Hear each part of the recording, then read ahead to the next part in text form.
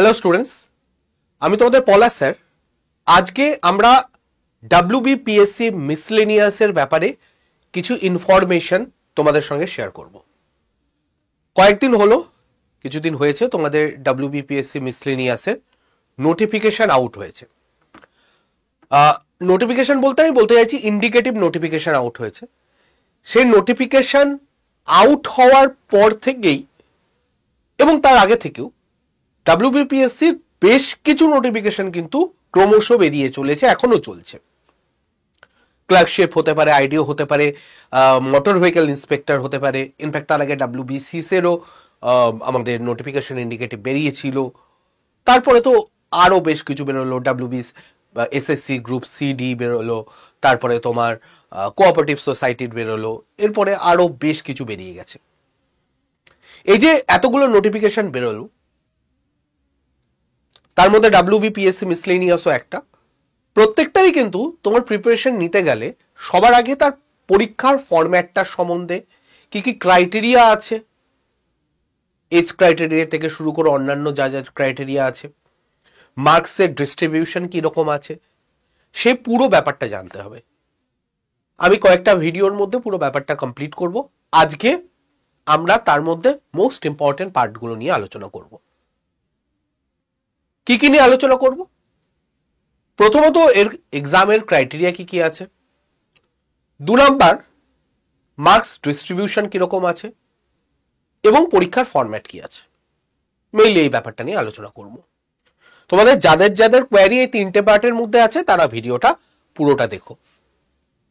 অন্য ভিডিওতে আমি আলোচনা করব মেইনসের এক্সাম, প্রিলিমসের এক্সামের ফরম্যাটটা, মানে কি কি পার্ট থেকে প্রশ্ন আসে। আরও একটা ভিডিওতে আমি প্রিভিয়াস ইয়ারে কাট অফ কীরকম গেছে কোন কোন ইয়ারে, সেই ব্যাপারটাও আলোচনা করব। কিন্তু এই ভিডিওর মধ্যে আমরা পার্টিকুলারলি এই 3টে বিষয়, ক্রাইটেরিয়া, মার্কস ডিস্ট্রিবিউশন এবং এক্সাম ফরম্যাট, এই 3টে নিয়ে আলোচনা করব। তো চলো শুরু করা যাক। আমি আজকে যে আলোচনাগুলো করছি সেইগুলো কিন্তু 2025-এর নতুন নোটিফিকেশন বের হওয়ার আগের ক্রাইটেরিয়া, মানে 2024-এর ক্রাইটেরিয়া নিয়ে আলোচনা করছি। হোপফুলি এটা চেঞ্জ হবে না 2025-এর ক্ষেত্র। সবার প্রথমে যদি বয়সের সীমাটা দেখা যায়, যাদের তোমাদের 20 বছর অলরেডি হয়ে গেছে তারা সবাই পরীক্ষায় বসতে পারছো, এবং যাদের বয়স 39 বছর পর্যন্ত তারাও বসতে পারছো। কিছু এক্সেপশন আছে বা কিছু রিল্যাক্সেশন আছে বলা ভালো। বয়সের ছাড়, যারা SC SC তাদের 5 বছরের একটা ছাড় পাবে, মানে 39 বছর সর্বোচ্চ সীমা আনরিজার্ভ ক্যাটাগরির জন্য হলে যে বা যারা SC ST ক্যাটাগরি থেকে অন্তর্ভুক্ত তারা আরো 5 বছর বেশি, অর্থাৎ 44 বছর পর্যন্ত পরীক্ষা দিতে পারবে।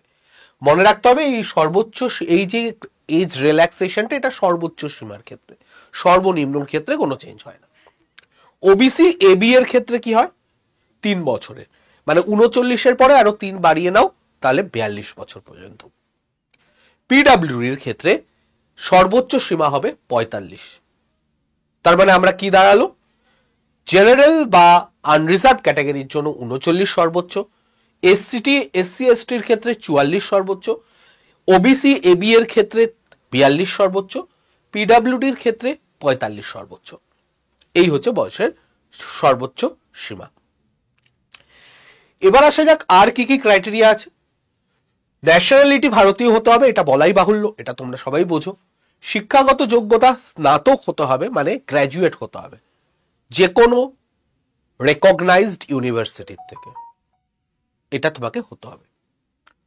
অভিজ্ঞতার কথা যদি বলো, এখানে কোনো প্রায়র নলেজ বা প্রায়র অভিজ্ঞতা কথা এখানে মেনশন করা নেই। তোমার কোনো এক্সপিরিয়েন্স দরকার হবে না প্রায়র।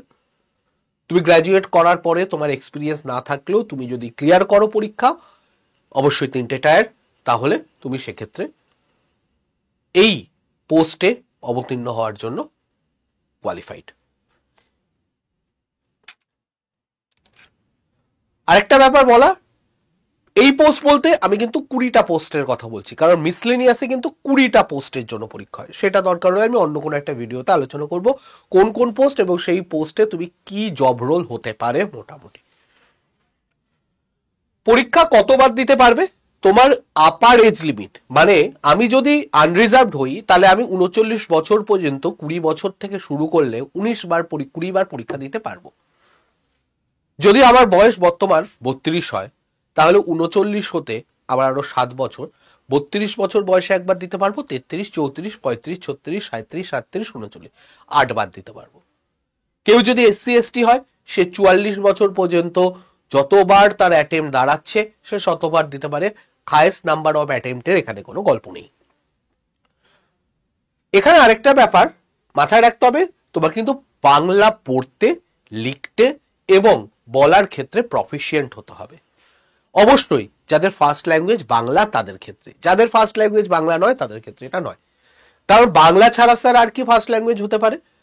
যেটা হতে পারে নেপালি, উর্দু, সাঁওতালি, এই ল্যাঙ্গুয়েজগুলো কিন্তু তোমার ফার্স্ট ল্যাঙ্গুয়েজ হতে পারে।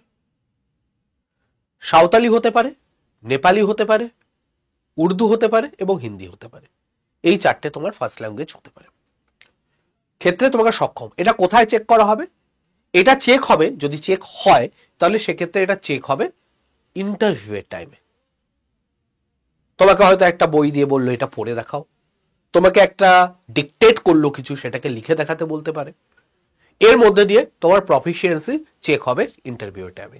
আরেকটা ব্যাপার, এই যে ক্রাইটেরিয়াগুলো বলা হয়েছে, স্নাতক, এজ ক্রাইটেরিয়া, ইন্ডিয়ান, এইগুলোর যা ডকুমেন্টেশন সেগুলো কিন্তু চেক হয় ইন্টারভিউয়ের সময়, তার আগে নয়। এটা মাথায় রাখতে হবে।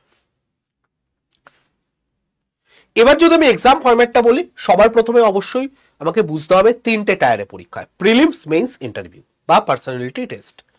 সবার প্রথমে প্রিলিমস হয়। প্রিলিমসে দুটো পার্ট থাকে। দুটো পার্ট বলা ভুল হবে, দুটো জিনিসের উপরে, দুটো টপিকের উপরে, একটা জিকে বা জেনারেল নলেজের উপরে, সাধারণ জ্ঞানের উপরে। 75টা প্রশ্ন, 150 নাম্বার, প্রত্যেকটা 2 নাম্বার করে থাকছে। এবং আরেকটা পার্ট থাকছে অ্যারিথমেটিকের, 25টা প্রশ্ন, 2 নাম্বার করে 50 মার্কস থাকছে। তাহলে টোটাল তোমার 200 নাম্বারের পরীক্ষা হচ্ছে এবং এই 200 নাম্বারের জন্য 90 মিনিট অ্যালোকেট করা থাকে, মানে 1.5 ঘন্টা অ্যালোকেট থাকবে। তার মধ্যে তোমাকে পরীক্ষা কমপ্লিট করতে হবে। এটা সম্পূর্ণ এমসিকিউ ফরম্যাটে হচ্ছে। আরেকটা ব্যাপার মাথায় রাখতে হবে যে এই যে মার্কস 2 নাম্বার করে পাচ্ছো, প্রত্যেক প্রশ্নের জন্য তোমার 2-এর 3 করে কাটা যাবে প্রত্যেক ভুল অ্যান্সারের জন্য। WBCSC যেরকম প্রিলিমসে তোমার বা মেইনসেও 1 নাম্বার একটা প্রশ্ন 1-এর 3, মানে 3টে ভুল হলে 1 নাম্বার কাটা যাবে। এখানেও 3টে ভুলে 1 নাম্বার কাটা, মানে 1 নাম্বার তো না, এখানে 2 নাম্বার কাটা। যেহেতু প্রত্যেক প্রশ্নে 2 নাম্বার, তাই 3টে ভুলে 2 নাম্বার কাটা যাবে। তাই প্রত্যেকটার জন্য 2-এর 3 করে তোমার বাদ যাচ্ছে। এরপরে আসা যাক মেইনস এক্সাম। এটা সম্পূর্ণ ডেসক্রিপটিভ ফরম্যাটে হচ্ছে। 3টে পার্টে পরীক্ষা হয়, 3টে ভাগে পরীক্ষা হয়। একটাতে ইংলিশ থাকে, একটাতে বাংলা, একটাতে জিএস এবং অ্যারিথমেটিক, জেনারেল স্টাডিজ এবং অ্যারিথমেটিক মিলিয়ে। এক্ষেত্রে বলে রাখা ভালো, বাংলা যাদের ফার্স্ট ল্যাঙ্গুয়েজ তারা বাংলায় পরীক্ষা দেবে। তাছাড়া আর কি ল্যাঙ্গুয়েজ আছে আবার বললাম, হিন্দি আছে, সাঁওতালি আছে, নেপালি আছে এবং হিন্দি, সাঁওতালি, নেপালি আছে, আর হচ্ছে বাংলা বাদে এই 3টে, আর একটা কিছু একটা আছে আমার এই মুহূর্তে মাথায় আসছে না। সাঁওতালি, নেপালি, হিন্দি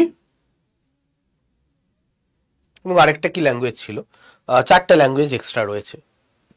ওকে, তো এই 4টে ল্যাঙ্গুয়েজে তুমি আরো এক্সাম দিতে পারবে। তাহলে 150 নাম্বার করে ফার্স্ট পেপার, 150 নাম্বারের সেকেন্ড এবং 150 নাম্বারের থার্ড পেপার। প্রথম দুটো পেপার 90 মিনিটের হয়, লাস্টের পেপারটা কিন্তু 150 মিনিট বা 2.5 ঘন্টার হয়। প্রথম দুটো 1.5 ঘন্টা এবং লাস্টেরটা 2.5 ঘন্টা করে হয়। তার মানে টোটাল 450 পরীক্ষা দিতে হবে। জেনারেল স্টাডিজের পার্টে 100 নাম্বার এবং তোমার অ্যারিথমেটিকের পার্টে 50 নাম্বার অ্যালোকেট করা থাকে মেইনসের জন্য। বোঝা গেছে পুরো ব্যাপারটা? আমি কোনো একটা ভিডিওতে যেই কিছুক্ষণ আগেই তোমাদের বললাম, এই একটা ভিডিও আনবো যেখানে আমি এখানে মেইনলি মেইনসে, প্রিলিমসেও বলবো, বাট মেইনলি মেইনসে কোন কোন পার্ট থেকে প্রশ্নগুলো আসে, কি কি দেয় ডেসক্রিপটিভে, সেগুলো তোমাদের জানা দরকার, সেটা নিয়ে আমি আলোচনা করে দেবো। পার্সোনালিটি টেস্ট বা ইন্টারভিউ যেটাই বলো না কেন, সেখানে তোমার টোটাল 100 নাম্বার অ্যালোকেট করা থাকে। তাহলে এই হয়ে গেল আমাদের টোটাল এক্সামের একটা ফরম্যাট, ওভারভিউ এবং স্ট্রাকচার সম্বন্ধে ধারণা। তার সঙ্গে আমি ক্রাইটেরিয়াগুলো বলে দিলাম, কি কি ক্রাইটেরিয়া আছে। তোমরা এটা, আমি কিন্তু আবারও বলছি, 2024-এর যে লাস্ট নোটিফিকেশন বেরিয়েছিল আমি তার বেসিসে বললাম, 2025-এ এক্সপেক্টেড কোনো রকম চেঞ্জ হবে না। ফর্ম ফিল আপ কত টাকা লাগে এই ব্যাপারেও অনেকের প্রশ্ন থাকে। 160 টাকা ফর্ম ফিল আপের জন্য লাগে, যদি কিছু আদার ইন্টারনেট চার্জ থাকে, এক্সট্রা কাটে 50 পয়সা 1 টাকা, সেটা আলাদা। আরেকটা ব্যাপার, যারা SC ST তাদের ক্ষেত্রে কিন্তু কোনো টাকা লাগবে না, তারা ফ্রিতে ফর্ম ফিল আপ করতে পারবে। মোটামুটি আজকের এই ভিডিওটাকে আমি এই পর্যন্তই রাখবো। যেটুকু আমার বলার আমি কমপ্লিট করে ফেলেছি। এর পরের পার্টে আমি বাকি জিনিসগুলো নিয়ে আস্তে আস্তে আলোচনা করব। আশা করি এই ভিডিওটা তোমাদের কাছে হেল্পফুল হবে। যদি মনে করো এই ভিডিওটা তোমাদের কাজের, তাহলে অবশ্যই ভিডিওটাকে একবার লাইক করবে, শেয়ার করবে তোমাদের সেই বন্ধুদের সাথে যারা মিসলেনিয়াস পরীক্ষা দেবে ভাবছে বা প্রিপারেশন অলরেডি নিচ্ছে। চলো, ভালো থেকো, সুস্থ থেকো, পড়াশোনার মধ্যে থাকো। দেখা হবে নতুন কোনো ভিডিওতে। টাটা।